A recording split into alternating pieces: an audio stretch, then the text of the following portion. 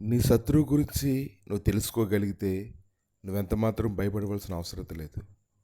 ప్రభువైనటువంటి యేసుక్రీస్తు లోక సువార్త 10 అధ్యాయం 19 రీతిగా, ఇదిగో పాములను త్రాళ్లను త్రొక్కుటకును శత్రువు బలమంతటి మీదను మీకు అధికారం అనుగ్రహించి ఉన్నాను, ఏది మీకు ఎంత మాత్రము హాని చేయదు.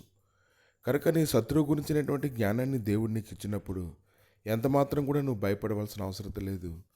ప్రభు అయినటువంటి యేసుక్రీస్తు శరీరధారిగా భూమి మీద ఉన్నటువంటి దినముల్లో శత్రువుని ఎదుర్కోవడంలో పాముల వంటి తేళ్ల వంటి స్వభావం కలిగినటువంటి మనుషుల మధ్యలో ఆయన పనిచేసినప్పుడు వారందరి మీదనూ ఆయన యొక్క అధికారాన్ని ఎలాగైతే చూపించాడో, ఈరోజు దేవుడిని జ్ఞానాన్ని అనుగ్రహించి అటువంటి మనుషుల మధ్యలో నువ్వు నివాసం చేస్తున్నప్పుడు ఎంత మాత్రం కూడా భయపడకుండా జీవించడానికి తన జ్ఞానంనిచ్చి తన కృపతో నిన్ను నింపి నడిపించడం మొదలు పెడుతూ ఉంటాడు.